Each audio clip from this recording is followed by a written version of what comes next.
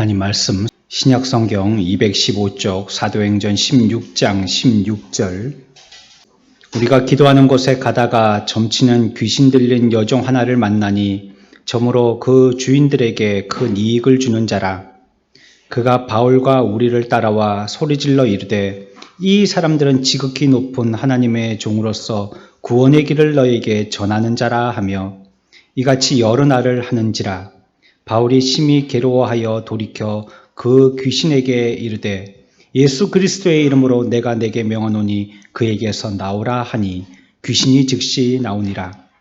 여종의 주인들은 자기 수에게 소망이 끊어진 것을 보고 바울과 실라를 붙잡아 장토로 관리들에게 끌어갔다가 상관들 앞에 데리고 가서 말하되 이 사람들이 유대인인데 우리 성을 심히 요란하게 하여 로마 사람인 우리가 받지도 못하고 행하지도 못할 풍속을 전한다 하거늘 무리가 일제히 일어나 고발하니 상관들이 옷을 찢어 벗기고 매로 치라 하여 많이 친 후에 옥에 가두고 간수에게 명하여 든든히 지키라 하니 그가 이러한 명령을 받아 그들을 깊은 옥에 가두고 그 발을 착고에 든든히 채웠더니 한밤중에 바울과 실라가 기도하고 하나님을 찬송하며 죄수들이 듣더라.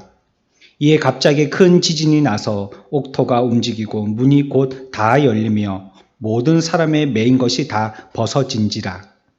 간수가 자다가 깨어 옥문들이 열린 것을 보고 죄수들이 도망한 줄 생각하고 칼을 빼어 자결 하려 하거늘 바울이 크게 소리질러 이르되 내 몸을 상하지 말라. 우리가 다 여기 있노라 하니 간수가 등불을 달라고 하며 뛰어들어가 무서워 떨며 바울과 실라 앞에 엎드리고 그들을 데리고 나가 이르되 선생들이여 내가 어떻게 하여야 구원을 받으리까 하거늘 이르되 주 예수를 믿으라. 그리하면 너와 내 집이 구원을 받으리라 하고 주의 말씀을 그 사람과 그 집에 있는 모든 사람에게 전하더라. 그 밤 그 시각에 간수가 그들을 데려다가 그 맞은 자리를 씻어주고 자기와 그 온 가족이 다 세례를 받은 후 그들을 데리고 자기 집에 올라가서 음식을 차려주고 그와 온 집안이 하나님을 믿음으로 크게 기뻐하니라. 아멘. 회심 이전에 빌립보 간수의 상태를 보면 처음에는 매우 무관심하고도 부주의한 그저 죄인의 상태였습니다. 하지만 이후로는 깨달은 죄인의 상태가 됩니다. 제가 표현한 걸 잘 들으셔야 됩니다. 이전에는 부주의하고 무관심한 죄인이었는데 이제는 깨달은 죄인이 된 것입니다.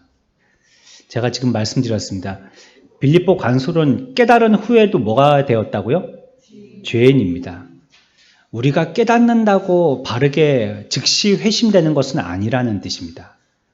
아는 것, 깨닫는 것까지는 갈 수 있지만 거기에서 회심이 멈춰진 사람들도 있는 것입니다. 큰 지진이 나서요. 감옥 문이 열리고요. 감옥 전체가 무너졌습니다. 이르기 전까지는 이 간수는 거듭나지 못한 무관심한 그냥 이 세상에 다른 사람들하고 별반 다를 것 없는 사람 중에 한 명이었습니다. 그저 상관의 명령에 복종해야 하는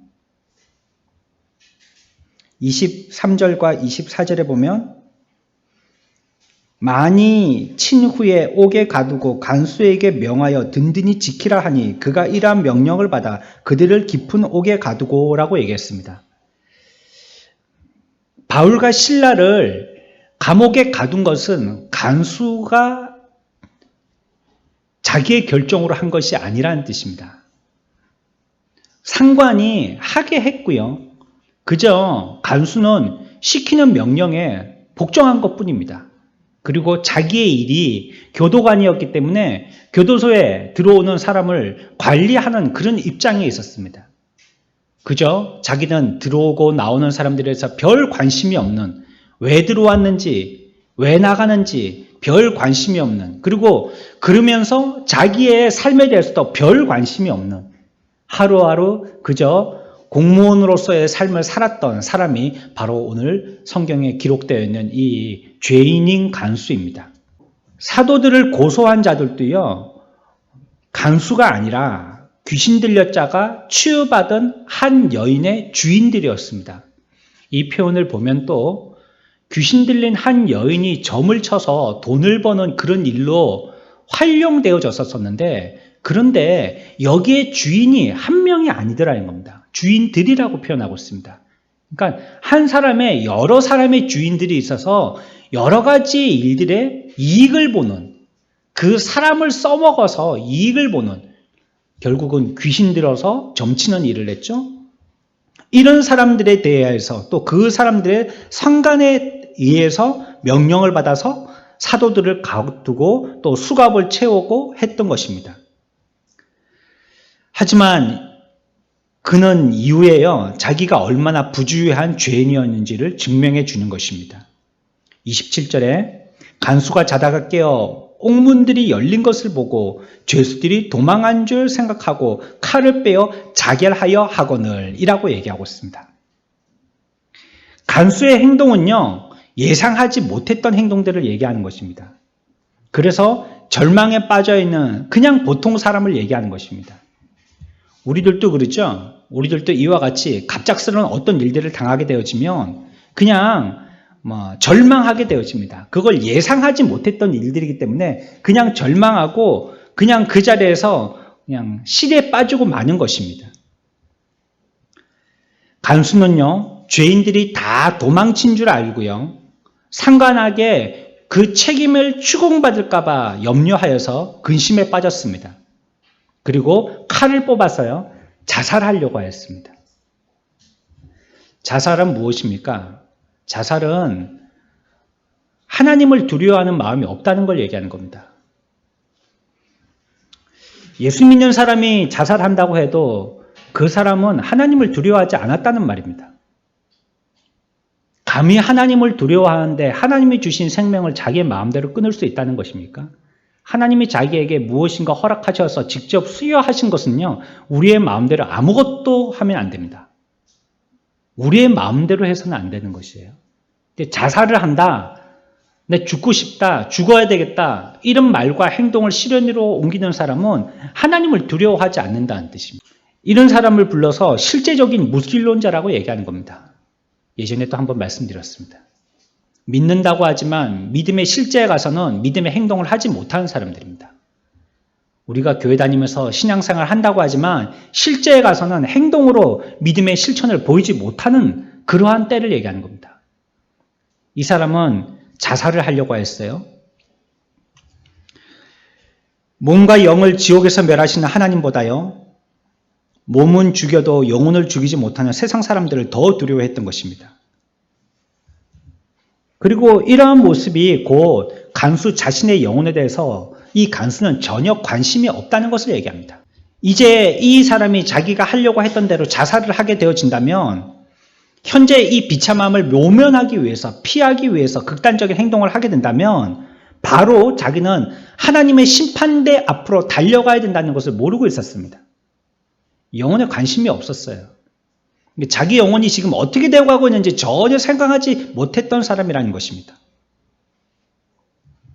어떤 사람이 하나님이든지 자기 생명이든지 여기에 대해서 관심을 가지고 있다면 시련이 오고 큰 절망이 있다 할지라도 자살하려고는 하지 않을 것입니다. 그런데 이 죄인이요, 이제 깨달았습니다. 29절에서 30절에 간수가 등불을 달라고 하며 뛰어들어가 무서워 떨며 바울과 실라 앞에 엎드리고 그들을 데리고 나아가 이르되 선생님들이여 내가 어떻게 하여야 구원을 받으리까 하거늘 이라고 얘기하고 있습니다. 완전히 변한 것입니다. 이전의 그의 모습과는 전혀 다른 모습을 취하고 있습니다. 전에는 그저 평범한 간수로서, 그저 나라의 녹을 먹는 사람으로서 자기와 하나님께 대하여 전혀 영혼에 대해서, 구원에 대해서 관심 없는 자로, 그냥 그렇게 누가 들어왔는지 누가 나가는지에 대해서 별 관심 없는 자로 그렇게 살았지만 이제는 그 죄인이라는 자기 자신을 갖다가 새롭게 볼 수 있는 기회가 된 것입니다. 사람들은 참 어리석습니다. 눈에 보이면 다 안다라고 생각하는 것이에요. 빌립보 간수의 직업은 죄인들을 마주하는 직업이었습니다. 날마다 죄인들을 보았지만 자기의 죄에 대해서는 한 번도 생각해 본 적이 없었던 것입니다. 우리들도요, 마주보고 있는 무엇인가를 보고 있기 때문에 자기는 잘한다라고 생각하는데 그 가운데 등잔 밑이 어두운 사람들이 의외로 많습니다. 그것을 깨달으라고 하나님이 끊임없이 그의 인생에 그 일들을 주셨는데도 불구하고 많은 사람들이 보고도 눈뜬 장님과 같이 그냥 스치고 아무 생각 없이 지나가더라는 것입니다. 하지만 이에게는 하나님의 놀라운 은혜가 임했습니다. 바울과 실라가 잡혀서 그 감옥에 들어가게 된 것입니다. 또 그 감옥을 이 교도관이 지키게 되어진 것입니다. 그리고 오늘 29, 30절과 같이 이렇게 대답하고 행동하게 되어진 것입니다. 전적인 무관심의 사람에서요, 참된 관심의 사람으로 바뀌어지게 된 것입니다. 전적으로 무분별했던 사람이요, 신실하고 진지한 질문을 할 수 있는 사람이 된 것입니다. 여러분들, 인생을 바르게 살려면 질문이 바로 돼야 됩니다. 그 사람의 질문이 그 사람을 바로 살게 만듭니다. 내가 어떻게 돈을 많이 벌까? 내가 어떻게 편안하게 살까? 내가 어떻게 자식 공부 잘 시킬까? 이 질문을 하는 사람은 그것이 자기의 인생의 목적이 되어서 그렇게 살게 되어 있습니다. 하지만 이전까지 이 죄인인 간수의 삶이 그런 질문의 삶이었다면 이제는 뭐라고 얘기합니까? 내가 어떻게 해야지 구원을 받으리까? 라는 질문으로 질문이 바뀌게 된 것입니다. 그랬더니 그의 인생 자체도 완전히 바뀌게 되었습니다. 자신의 죄와 그로 인한 고통 감정 가운데에서 자기 자신의 무관심했다는 것, 또 자기 자신에 대해서 부주의했다는 것을 깨닫게 되었습니다. 자신이 볼 때 이제 자기의 죄는 너무나도 크고 많고 하나님은 너무나도 의롭고 거룩하고 무서운 분이라는 것을 알게 되었습니다. 그래서 이제는요, 자신과 미래에 대해서 깊이 걱정하기 시작합니다. 이제야 자신이 어떤 위험에 처했는지 알게 되었습니다. 그리고 자신에게는 이 죽음에서 구원이 필요하다는 것을 깨닫게 되어집니다. 왜냐하면 사도들이 이 사람의 영적인 상태와 미래가 어떠하다는 것을 설명해 주었기 때문입니다. 그래서 말씀을 듣는 것은 매우 중요합니다. 우리가 나의 상태와 앞으로 우리가 미래에 어떻게 되어질지에 대해서 이 말씀의 시간을 통해서 우리가 설명 듣기 때문입니다. 바로 알 수 있는 기회가 되기 때문입니다. 사도들은요, 빌립보에서 간수 앞에 잡혀 들어온 것이 첫날이 아니었다고 성경은 우리들에게 기록하여서 설명하고 있습니다. 이전에 와서요, 여러 날이 되었다라고 얘기하고 있어요. 14절, 15절에 보면 두아디라시에라고 설명하면서 기도처를 찾아다녔습니다. 기도할 곳이 어딘가? 기도처를 찾아다녔어요. 거기서 옷감 장사 루디아라는 사람을 만나서 그 집이 회심하였다라고 기록하고 있습니다. 그 이후에 16절에 오늘 읽었던 말씀의 첫 절을 보면 점치는 귀신 들린 여종을 만나서 귀신을 쫓아냈다고 얘기하고 있습니다. 이 일들은 간수가 감옥문이 열리고 수갑이 열리고 감옥이 부서지고 하는 이러한 놀라운 체험을 하기 이전의 사건입니다. 그 이전에 이런 일들이 있었어요. 루디아가 회심하는 두아디아 지방에 루디아가 회심하는 사건이 있었던 것입니다. 그리고 이제 귀신 들린 여종의 귀신이 내어 쫓겨서 온 동네가 시끄럽게 되어진 사건도 이제 듣게 된 것입니다. 이 두 사건의 첫 절을 시작할 때 뭐로 시작하는지도 여러분들이 잘 보셔야 됩니다. 오늘은 시간이 없어서 이 말씀은 그냥 지나가지만 둘 다 기도라는 단어가 그 시작을 하고 있습니다. 기도처를 찾을 때, 기도하러 가는 중에 이 놀라운 역사들이 체험되어지고 일게 되어진 것입니다. 저와 여러분들도 기도할 때요, 하나님의 놀라운 구원의 역사가 일어날 줄 믿습니다. 여러분들 그래서 기도를 쉬지 마십시오. 기도할 때 이런 일들이 일어나게 되고 이런 일들을 만나게 되는 것입니다. 이 일로 온 시내가 시끄러워졌어요. 온 동네가 떠들썩하고 뒤집어진 것입니다. 그래서 22절에는 온 동네 사람들이 다 함께 고발하였습니다. 그래서 상관들이 이 바울과 실라의 옷을 찢고 벗기고 매로 치는 이런 일들이 생겼습니다. 그러니 이 간수는 이러한 일들, 앞에서 지금까지 진행되어졌던 이러한 일들을 모를 리 없었습니다. 또한 25절에 사도들이요, 이 교도관 이 지키는 감옥에 잡혀왔습니다. 그런데 하나님을 찬미하고 또 기도하였습니다. 온 감옥에 하나님을 찬양하는 찬양 소리와 기동 소리가 우렁차게 울려 퍼졌습니다. 모두 다 듣게 되어진 것입니다. 그리고 기도 소리가 마치고 찬송 소리가 그쳤을 때에 큰 지진이 나서 감옥이 무너지고 감옥문이 열려지고 묶였던 수갑이 다 풀어졌다고 했습니다. 이 일로 간수가 목격한 것은요, 사도들에게는 뭔가 초자연적인 위대함이 있구나 한 것을 발견하였습니다. 눈에 보이지 않는 어떤 능력, 내가 생각했던 시각의 이상을 벗어나는 어떤 능력이 있구나 하는 것을 발견했어요. 들어도 깨닫지 못했는데요. 하나님이 은혜를 주신 것입니다.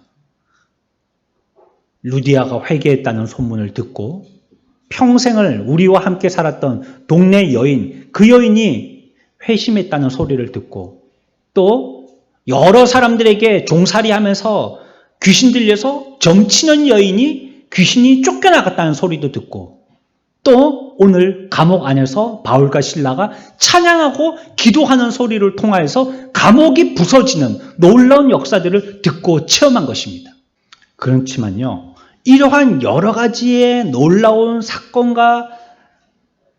사건의 소식들을 갖다가 접해 들은 간수였지만 그럼에도 아직 이 간수는 회심자는 못 됐습니다. 그냥 그런 놀라운 소식을, 기적의 소식을 뉴스로만 듣고 있었지 회심자는 못했던 것이에요. 아직 깨달아서 회심하기 이전의 사건입니다. 이전에 하나님께서 베푸시는 하나님의 역사의 일들입니다. 우리들도 그렇습니다. 하나님이 우리들을 구원시키시기 위해서 여러분들 주변에 여러 가지 일들을 일으키십니다. 나에게 직접 일으키기도 하시고요. 내 주변에 있는 사람들의 얘기를 듣게 하기도 하시고요. 그 사람들의 일들을 보게 하기도 하십니다. 그래서 우리들에게 깨달아서 회심할 수 있는 기회를 직접 제공하여 주시는 것입니다. 그는 후회했어요. 지금까지의 그의 삶을. 하지만 회개는 아니었어요. 그는 두려워했습니다. 하지만 그것이 믿음은 아니었습니다. 이러한 예비적으로 나타나는 모든 일들이 그 구원에 매우 필요하고 매우 좋은 것이었습니다. 그렇지만 그것들로만으로는 회심을 얻을 수 없습니다. 이러한 사건 보고 이러한 것 듣고 한다고 그 사람이 거듭나지 못한다는 것입니다. 하나님이 이러한 여러 가지 일들을 우리 주위에 많이 보여주시기도 하십니다. 하지만 그 사건만을 보고 놀라워한다면 그 사람은 여전히 옛날에 그 사람으로 머물러 있는 것입니다. 여러분들이 어디 서커스 같은 데 가서 놀라운 묘기를 하는 것을 보고 오셨으면 그 자리에서는 대단하다라고 박수를 하고 환호를 하지 않습니까? 하지만 집에 돌아오면 여전히 내 모습 그대로입니다. 서커스를 보고 왔다고 내 삶에 어떤 변화가 일어나는 것이 아닙니다. 어떤 사람이 IQ가 굉장히 좋아서 퀴즈 프로그램에 나와서 퀴즈 문제를 척척 맞추는 이런 장면을 보고 놀라워합니다. 골든벨을 울리고 다 맞춰가지고 놀라워합니다. 하지만 그 광경을 바라본 사람이 집에 돌아온다고 자기에게 놀라운 변화가 일어나는 것은 아닙니다. 손흥민이 축구선수로 세계에서 많은 사람들에게 주목을 받을 만큼 한 번에 80m를 자기 혼자 드리블해서 골인을 넣든지 한 경기에 4골을 넣든지 우리들은 대단하다라고 얘기합니다. 우리나라에서뿐만 아니라 세계에서도 그렇게 얘기하니까 대단하다라고 얘기합니다. BTS가 어디에서 1등을 했다 소문 들을 때 대단하다라고 얘기합니다. 하지만 그것을 듣고 난들 우리의 삶에 큰 변화가 일어나는 것은 아닌 것이에요. 그로 우리가 회심되어지는 것은 아닙니다. 이 간수는요, 잠깐 놀라서 깨었지만요, 또 일시적인 공포에서 지나갈 수는 있었지만요, 영적인 영원한 사망에서 잠에서 깨지는 못했던 것입니다. 간수는 아직 회심하지 않았기 때문에, 거듭나지 않았기 때문에 이제야 자기 영혼을 걱정하기 시작하면서 구원에 필요한 것을 찾으려고 하였습니다. 구원의 방법뿐만 아니라 죄인이 무엇을 소망해야 되는지에 대해서도 이 간수는 무지하다는 것을 오늘 성경은 얘기하고 있습니다. 어떻게 구원받아야 될지 모르는 거예요. 놀라운 장면 앞에 이 장면이 너무 놀라운 장면이라는 것을 보고 깨닫긴 했는데 그러면 내가 과연 여기에서 어떻게 해야 되는지를 몰랐다는 것입니다. 저는 개인적으로 매우 답답할 때가 있는데요. 많은 사람들이 장례식장에 가서 그 죽음 앞에 오열을 하고요. 지금까지 그와 함께했던 사랑의 추억들을 되살리며 안타까워들 하는데요. 그렇게 울기만 하지, 그렇게 그냥 깨닫기만 하지 그 이상으로 진척이 되지 않더라는 거예요. 나도 좀 있으면 저 영정의 사진의 주인이 되겠구나라고 생각은 하지만 그것 이상은 진척되지 않더라는 거예요. 이 간수는 어떻게 했어요? 자기가 알긴 알아도요. 여전히 구원을 위해서 무언가 자기가 해야만 한다는 자기 의를 추구하고 있다는 것을 성경은 얘기하고 있습니다. 어디에서 그 말씀이 있죠? 30절 보십시다. 30절 다 같이 읽습니다. 시작.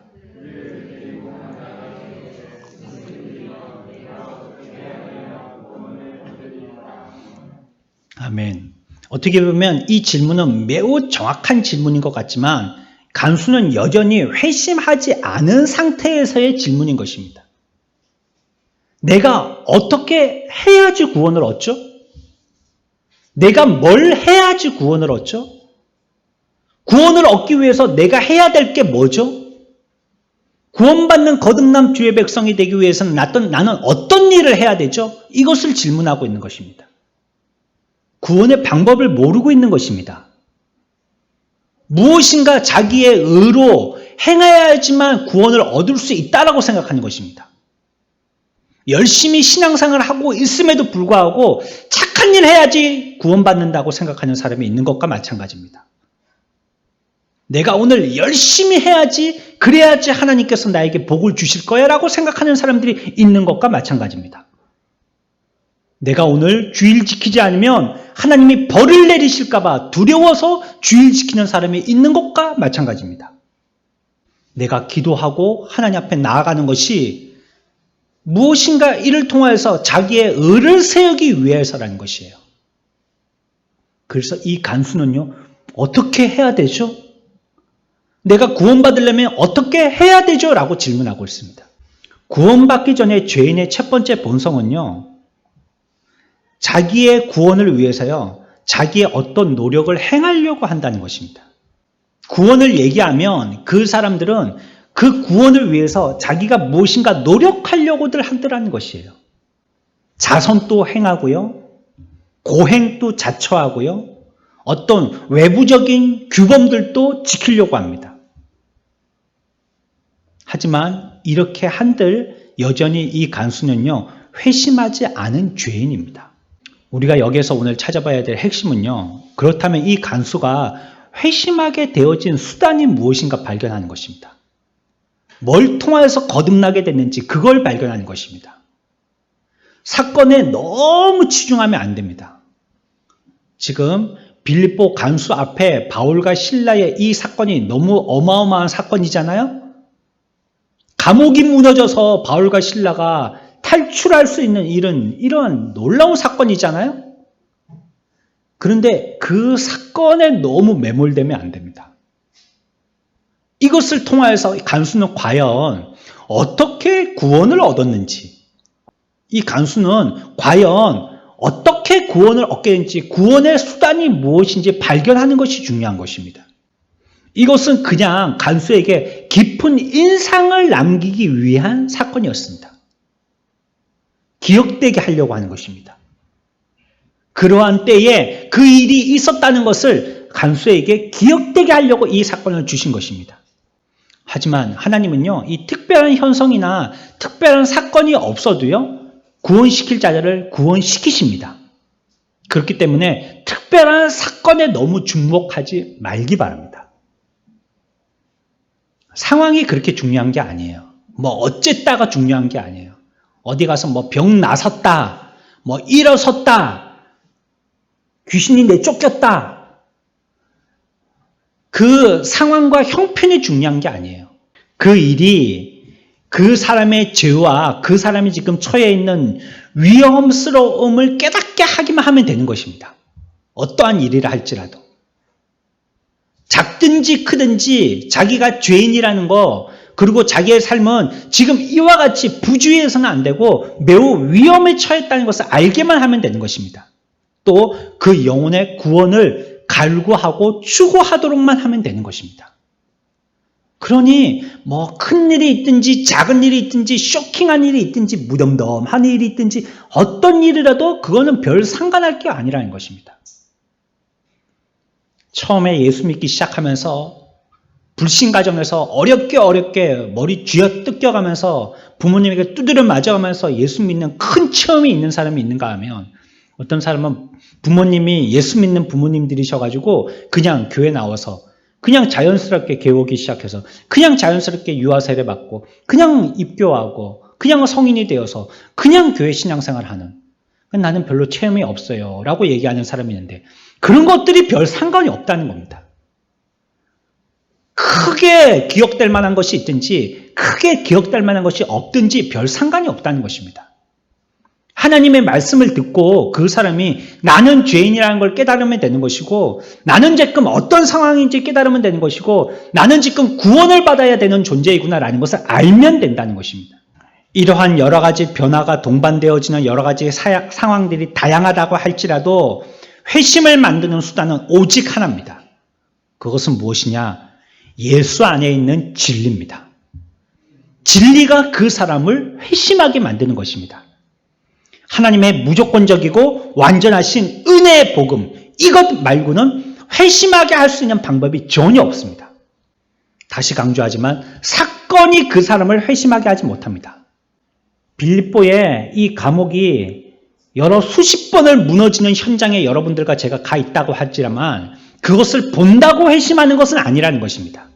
루디아가 회심하는 장면 앞에 내가 있다 할지라도 그거 본다고 내가 회심하는 건 아니라는 거예요.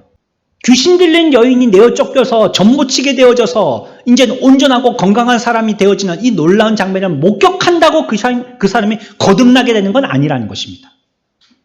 진리, 복음만이 그 사람을 회심하게 되는 줄 믿습니다. 오직 복음이 그 사람을 회심하게 합니다. 나의 노력이나 주변의 환경이 그렇게 만드는 것이 아닙니다. 이 간수가 회심한 건요, 감옥이 무너진 것 때문에 회심한 게 아니에요. 옥문이 저절로 열려지는 사건을 봤기 때문에 회심한 게 아니에요. 바울과 실라가 수갑이 풀렸음에도 도망 안 간 걸 보니까 감동이 돼서 회심한 게 아니라는 말씀입니다. 오히려 그런 사건이 일어났을 때 이 간수는 뭐 하려고 했어요? 이런 사건이 자기 눈앞에 벌어졌을 때 공항에 남겨진 사람처럼 말이죠. 아무것도 할 수 없는 처럼, 자기로서는 더 이상 이 일들을 해결할 수 없는 이러한 상황에 처해 있는 사람들처럼 이 간수는 어떻게 했습니까? 오히려 그럴 때 자살하려고 그랬어요. 오히려 그 장면을 보고 이 간수는 더 비참한 가운데 더 극단적인 결단을 하려고 했지 구원을 얻으려고 생각한 것이 아닙니다. 지진과 이적의 사건도 능히 할 수 없는 일이 있습니다. 하지만 그 일을 단순한 복음은 할 수 있는 것입니다. 단순한 진리의 말씀은 능히 감당하고도 남는 것입니다. 간수가 얘기합니다. 선생님들, 내가 어떻게 해야지 구원 얻을 수 있습니까? 물었을 때에 이 사도들은 정확하게 대답해 줍니다. 착하게 살아. 열심히 살아. 다른 사람들에게 자선을 베풀어. 아니면 무슨 율법을 잘 지켜. 교회 열심히 나와. 이런 얘기한 것이 아니라는 것입니다. 우리 다 같이 한번 읽겠습니다. 31절의 말씀입니다. 다 같이 읽습니다. 시작. 이르되 주 예수를 믿으라. 그리하면 너와 내 집이 구원을 받으리라. 아멘. 사도들이 가르쳐준 방법은 무엇입니까? 이런 사건 몇 번만 겪으면 너는 또 구원 얻을 수 있을 거야. 이제 성경 공부하자 우리. 교회 열심히 다니자. 착하게 살자. 도덕적으로 살자. 윤리적으로 살자. 이걸 가르쳐준 게 아니라는 거예요. 복음의 진리, 단순한 것을 그들에게 가르쳐준 겁니다. 복음은 실제적입니다. 복음은 단순합니다. 그래서 뭐라고 했습니까? 무엇으로 구원을 얻을 수 있다고요? 주 예수를 믿음으로 구원을 얻는다는 겁니다. 주 예수를 믿으라. 그리하면 너와 내 집이 구원을 얻게 된다라고 얘기하고 있습니다. 이 말씀이 구원의 수단입니다. 놀라운 옥문이 열려지는 사건이 구원의 수단이 아닙니다. 수갑이 저절로 열려지든지 감옥이 무너지는 것이 구원의 수단이 아닌 것입니다. 구원의 수단은요, 단순한 진리의 복음의 말씀입니다. 깨달은 죄인을 회심한 죄인으로 바꿔주는 수단은요, 오직 이 진리의 복음밖에 없는 것입니다. 32절에 그래서 주의 말씀을 그 사람과 집에 있는 모든 사람에게 전하더라 라고 하는 얘기를 들어봤을 때 이걸 전하는 사람은 누굽니까 지금? 누가 전하고 있습니까? 사도들입니다. 그와 주의 말씀을 그 사람과 그 집에 있는 모든 사람에게라고 얘기하고 있잖아요. 간수 집에 있는 모든 사람에게라고 얘기하고 있으니까 이 말은 지금 누가 하고 있는 것입니까? 사도들이 하고 있는 것입니다. 사도들이 복음을 설명해 준 것입니다. 사도들이 복음을 간수에게 얘기하고 간수의 집에 가서 설명해 준 것입니다. 그랬더니 모두 다 구원을 얻었더라 라고 얘기하고 있는 것입니다. 한 절만 살짝 얘기하고 지나갑니다. 물론 행간에 무엇인가 깊은 시간 또 깊은 내용이 숨어 있을 수는 있지만 우리가 되어지는 사건의 정황으로 봤을 때 이거는 짧은 교훈이었다라고 생각됩니다. 사도들이 지금 이와 같이 어수선하고 아주 급격한 변화의 사건과 상황의 때에 뭔가 장황하게 며칠을 두고 오랫동안 사경회를 한 것은 아닐 것입니다. 짧게 복음을 증거한 것입니다. 하지만 그것은 그들을 능히 변화시킬 만한 복음의 능력이었습니다. 사도들은 간수가 행함으로 구원을 얻는 것을 포기하게 만들었습니다. 어떻게 해야지 구원을 얻죠? 이거 아니다라고 얘기하고 있는 것입니다. 그거 포기하게 만들었어요. 그러면 구원은 무엇을 얻는다고요? 주 예수 그리스도를 믿으라. 뭐로 얻는다고요? 믿음으로 얻는 것입니다. 복음의 진리를 믿음으로 얻는다라고 가르쳐주고 있습니다. 전에까지는 자기의 의로 어떻게 구원을 얻을까를 생각했습니다. 내가 어떻게 해야 되죠? 내가 뭘 해야 되죠? 이제 이걸 포기하게 만듭니다. 이제는 자기의 의가 아니라 하나님의 의로서 그리스도의 의로서 구원받는다라고 가르쳐주고 있는 것입니다. 그리고 이제는 오직 자기에게만 주목할 것이 아니라 우리의 소망을 하늘에 두고 하나님께 주목하라라고 그의 시선을 다른 데로 보게 하게 하고 있습니다. 주 예수 그리스도를 믿으라라고 얘기하고 있죠. 이 뭘 얘기하는 것입니까? 예수님과 관계되어진 진리를 믿으라는 것입니다. 그 이름과 관계되어진 진리를 믿으라는 것입니다. 나 예수 그리스도의 이름 믿는데요? 그렇게 얘기하는 사람들이 있습니다. 위인전기에 보니까 4대 성인 중에 한 분이시던데요. 나 그분 살아있던 사람인 줄 믿는다고요. 예전에 2000년 전에 그런 이스라엘 팔레스타인의 역사 가운데 그런 사람이 있었다는 거 내가 믿는다고요. 그렇게 구원받는 게 아니라는 것입니다. 이름을 믿는다는 것은 그분과 관계되어 있는 진리를 믿는다는 것입니다. 하나님의 아들이시라는 것, 죄인의 구주시라는 것, 조상들에게 약속되어진 그들이 그렇게 기다리고 대망했던 메시아라는 것을 믿는다는 것을 얘기하는 것입니다. 그것이 주 예수 그리스도를 믿는다는 뜻입니다. 선지자로 하나님의 뜻과 의지를 선포하는 분이시고 대제사장으로 죄인들의 죄를 속하여 주는 분이시고 왕으로 하늘과 땅의 모든 권세를 행하시는 직무를 감당하기 위해서 기름받은 분이시라는 것을 믿는다는 뜻입니다. 우리를 구원하기 위해서 스스로 낮아지셨지만 하나님 아버지의 영광으로까지 높아지신 분이라는 것을 믿는 것입니다. 그러니까 주 예수 그리스도라는 이름 안에 이 모든 내용들이 다 포함되어 있는 것입니다. 이 진리가 이렇게 예수 그리스도의 이름에 숨겨져 있는 이 진리가, 이 복음이 그를 진정한 회심으로 이끄는 수단이 된 것입니다. 주 예수 그리스도의 이름이 그를 거듭나게 한 것입니다. 저와 여러분들이 구원받게 되어진 것이 무슨 이유 때문입니까? 어렸을 때 사탕 준다고 교회 따라간 사탕이 여러분들을 구원받게 했습니까? 상품이 구원받게 했습니까? 주 예수 그리스도의 이름이 저와 여러분들을 구원받게 했습니다. 우리를 구원받게 한 것은 사건과 상황이 아닙니다. 그분의 이름 속에 숨겨져 있는 진리를 믿는 그 믿음으로 말미암아 우리들은 구원받게 된 것입니다. 사도의 권면은요, 그리스도만을 전적으로 믿고요, 그리스도만을 의지해야 된다라고 얘기하는 것입니다. 양다리 거치는 사람들이 있어요. 양다리 말이에요, 양다리. 배가 부둣가에서 떠나려고 하는데 타는 것도 아니고 내려온 것도 아니에요. 지하철이 출발해야 되는데 문에 반쯤 걸쳐가지고 탄 것도 아니고 내린 것도 아니에요. 버스가 출발해야 되는데 한쪽은 버스 위에다가 다리를 올리고 한쪽 다리는 플랫폼에다가 다리를 올려놓고 버스가 출발을 하지 못하는 거예요. 이건 탄 것도 안 탄 것도 아니에요. 예수를 믿으면 전적으로 하나님을 믿고 전적으로 하나님을 의지해야 되는데 한쪽 다리는 세상에, 한쪽 다리는 믿음에 올려놓고 있습니다. 이거는 믿는 것도 안 믿는 것도 아닙니다. 정확하게 얘기하면 안 믿는 것이죠. 복음이라는 것은요, 구원의 제2의 수단이 아닙니다. 유일한 수단입니다. 주 예수 그리스도의 복음의 진리 말고는 구원의 수단이 이 세상에 있습니까? 없습니까? 절대 없습니다. 하나도 없습니다. 하지만요, 이 말씀을 들어 구원받게 되어지는 데는요, 또 하나님의 연합하시는 역사가 일어나야 되는 것입니다. 사람을 만날 수 없는 이 시대가 되다 보니까 전도하러 갈 때 우편함이나 대문에다가 전도지를 꽂고 옵니다. 혹시라도 전도지 읽어보시라고. 대부분의 사람들은 뽑아서 전단지 버리듯이 그냥 구겨서 버리겠지만 혹시라도 누군가 보시라고. 그래서 누군가 그 글을 읽게 되어집니다. 붙어있는 사탕도 떼어서 먹게 되겠죠. 하지만 그것을 읽었다고 다 구원을 얻는 것은 아니더라는 것입니다.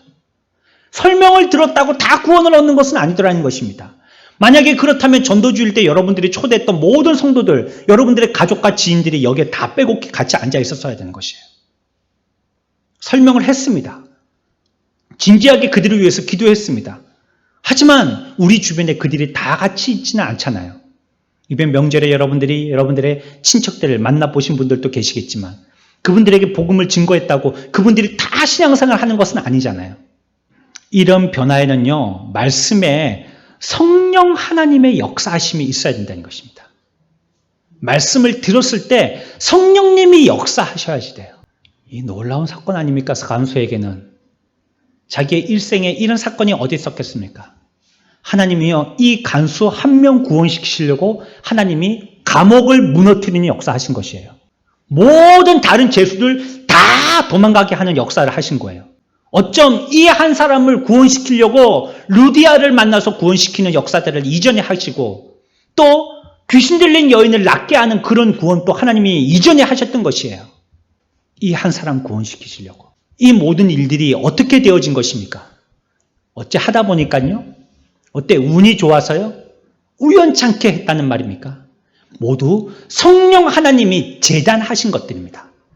정확하게 한 땀 한 땀 모든 일들을 정확하게 하나님께서 재단하신 것입니다. 성령님께서 간수가 처한 위험을 느끼게 하셨고요. 또한 그가 무엇을 어떻게 해야 될지 이 사도들에게 묻도록 하였고요. 또 복음을 들었을 때 그 복음의 말씀을 깨닫게 하였고요. 또 구원의 소망의 주로 예수 그리스도를 영접하게 한 것입니다. 이것은 자기의 의지로 설명을 잘 들어서 이해한 자기의 머리로 한 것이 아니라 바로 성령님을 통해서 하게 된 것입니다. 그래서 그 결과가 어떻게 됐습니까? 참된 믿음은요, 반드시 새로운 창조의 결과가 있습니다. 다 같이 해봅시다. 새로운 창조의 결과. 새로운 창조의 결과. 지난주에 그래서 우리가 배웠던 제목이 무엇이었습니까? 새로운 피조물이었습니다.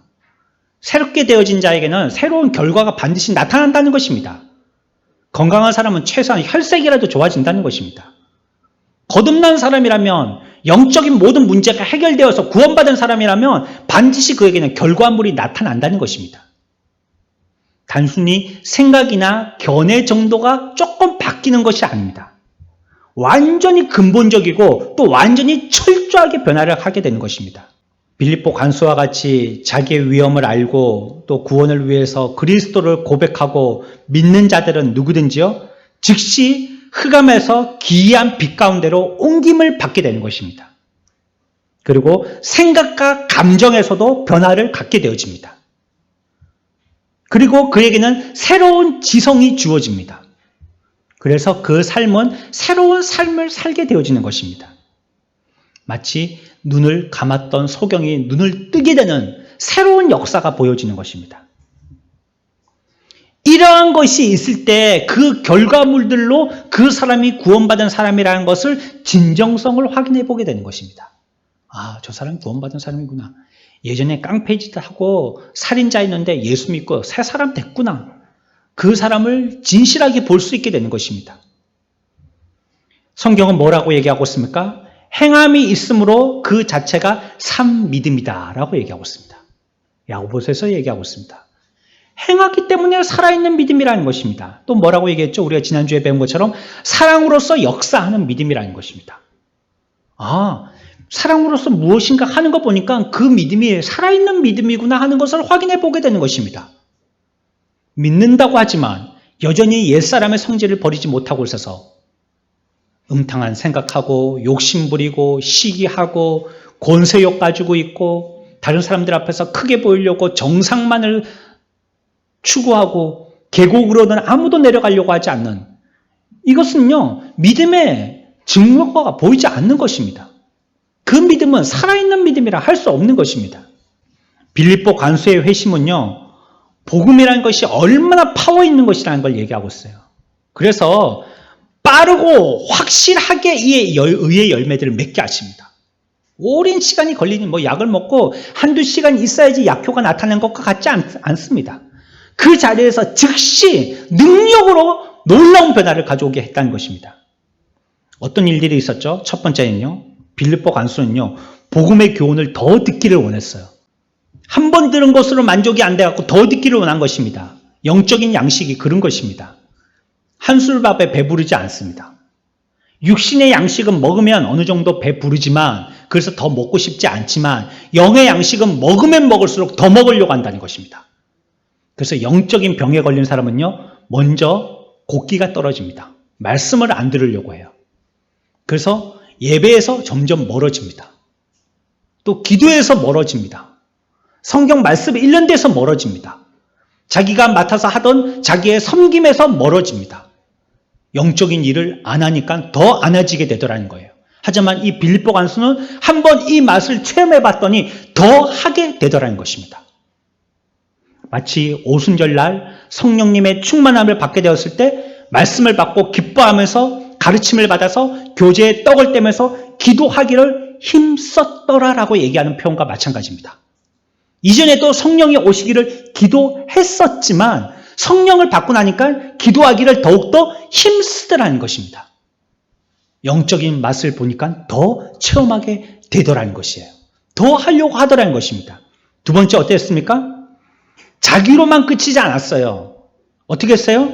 자기의 영혼과 자기의 가족들의 영혼까지도 생각하고 걱정하게 됐다는 것입니다. 난 구원받게 됐으니까 됐어. 이제 나는 천국 백성이 되었어. 이걸로 그치는 것이 아니게 되었다는 것입니다. 가족들도 주의 말씀을 듣도록 하기 위해서 모았다는 것입니다. 복음의 이와 같은 놀라운 능력으로 살아있는 믿음으로 나타나게 하는 그의 삶의 진실성의 성령의 열매들인 것입니다. 이렇게 하게 하더라는 것입니다. 자연스럽고 당연한 것은 그래서 우리가 전도하자 하지 않아도 이 복음의 진미를 맛본 사람은 자기의 가족들에게 그들이 듣든지 안 듣든지 복음을 증거하게 되더라는 것입니다. 이 설명을 혼자만 듣는 것으로 만족하지 않더라는 것입니다. 가족들에게 듣도록 전하게 되더라는 것입니다. 이게 자연 발생적으로 우리들에게 새로운 생명을 갖게 되어진 사람에게 나타나는 현상입니다. 세 번째는 어떻게 했습니까? 33절, 34절이에요. 자기에게 믿음을 준 이 사도들에게 대해서 감사하면서 친절하게 했습니다. 감사했습니다. 간수가 그들을 데려다가 뭘 했어요? 그 맞은 자리를 씻어주었어요. 치료해줬다는 것입니다. 치료해줬습니다. 제가 가끔 보는 다큐멘터리 중에서요, EBS에서 나오는 명의라는 프로를 좀 보게 되는데요. 일평생 20년간, 30년간 투병해서 암을 완쾌했다는 이제 완쾌 판결을 받게 됐어요. 그리고 그 선생님과 일생 생명의 은인으로서의 관계를 맺게 됩니다. 그리고 이제는 1년이나 2년이나 정기검사를 받으러 올 때마다 너무 감사하다고, 꽃다발을 갖고 와서 너무 감사했다고, 나를 30년 동안 포기하지 않고 살려주셔서 나를 이렇게 완쾌시켜 주셨다고 감사하다고 합니다. 이와 같이 은인으로 생각했다는 것이에요. 34절에는 뭐라고 얘기했습니까? 그들을 데리고 자기의 집으로 갔습니다. 오늘날 사람들 자기 집 개방하기를 굉장히 꺼려들 하죠. 자기 집에 누군가 온다 하면 굉장히 긴장들 하시지 않습니까? 굉장히 개인주의가 되었습니다. 들어가기가 굉장히 조심스럽습니다. 근데 이 간수는 어떻게 했어요? 그를 데리고 자기 집에 갔어요. 집에만 데리고 간 것으로 끝나지 않고 어떻게까지 했어요? 음식을 차려주기까지 했어요. 손대접한 것입니다. 네 번째는 어떻게 했습니까? 그는 믿음으로 마음의 평안을 누렸습니다. 34절 봅시다. 다 같이 읽습니다. 시작. 이와 같이요, 구원받은 자가 되어져서요, 하나님 앞에서 놀라운 의의 열매를 맺게 되어진 이와 같은 변화의 결과들은요, 네 번째는 그 마음에 큰 기쁨이 있었다는 거예요. 평화를 맛봤다는 것입니다. 평강이 있었다는 것이에요. 구원을 받게 되면 이런 사람이 됩니다. 평안한 사람이 됩니다. 감사를 기억하는 사람이 됩니다. 주변에 있는 가족들에게 복음을 증거하는 자가 됩니다. 말씀을 더 알려고 애쓰는 사람이 되더라는 것입니다. 이것이 살아있는 믿음, 실제적인 진리의 복음의 믿음을 가지고 있는 사람의 증표입니다. 아, 나는 오래 믿었으니까 더 이상 안 믿어도 돼. 그 말이 그 말이지 뭐 내가 다 아는 말이야. 이젠 나는 안 배울래, 안 믿을래, 안 할래. 자꾸 하나씩 하나씩 안 하려고 하는 것이 아니에요. 더 하려고 하더라는 것입니다. 아이고 해봐도 우리 가족들 안 믿더만 안 되겠어. 뭐 반대만 안 하는 것도 감사하지. 나 혼자 신앙생활 열심히 해야지. 뭐 위에서 기도해 주면 되지. 이렇게 하지 않더라는 것입니다. 이 은혜가 감사해서 하나님 앞에 찬양하고 헌신하고 또 자기를 가르친 사도들에게도 감사를 표현하고 또 그 마음에 평강의 마음을 갖게 되어지는 이것이 구원받은 자로서 복음의 진실성을 드러내는 결과인 것입니다. 저와 여러분들, 이 땅에서 우리가 구원받게 된 것이 저와 여러분들이 잘 믿게 되어진 것이 아니라는 이 오해에서 벗어나시기 바랍니다. 내가 열심히 신앙생활 했기 때문에 구원받은 것이 절대로 아닙니다. 우리에게 이런 놀라운 역사들은 그저 각인시키기 위한 하나님의 놀라운 체험에 불과한 것입니다. 물론 우리들을 그것과 같이 하게 하기 위해서 성령님께서 그와 같은 여러 역사들의 섭리들을 일으키신 것은 너무나도 감사하지만 구원받게 되어진 것은 복음으로 주 예수 그리스도의 진리를 믿음으로 말미암아 된 것이고 그도록 그것이 하게 되기 위해서 성령 하나님께서 연합하신 역사로 말미암아 된 것입니다. 나 하나의 구원은 하나님의 전연합을 통하여서 우리가 구원받게 된 것입니다. 빌립보 간수가 바로 저와 여러분들입니다. 오늘날 우리들은 이 놀라운 일들을 체험한 자가 되었습니다. 이제 우리들도 어째야 할고 우리 자신들에게 질문해봐야 할 때입니다. 이제 우리가 구원을 얻었으니 어째야 할고 우리 스스로에게 우리의 인생을 뒤돌아보면서 어떻게 소망해야 될 것인지 한번 묵상해봐야 할 때입니다. 구원받은 우리, 주님을 찬양하며 주님이 우리를 부르시는 그때까지 이와 같은 놀라운 아름다운 믿음의 성령의 열매들을 많이 맺추어 하나님께 영광 돌리고 늘 기뻐하여서 빛의 삶을 살게 되어지는 저와 여러분들의 삶들이 되어지시기를 축원합니다.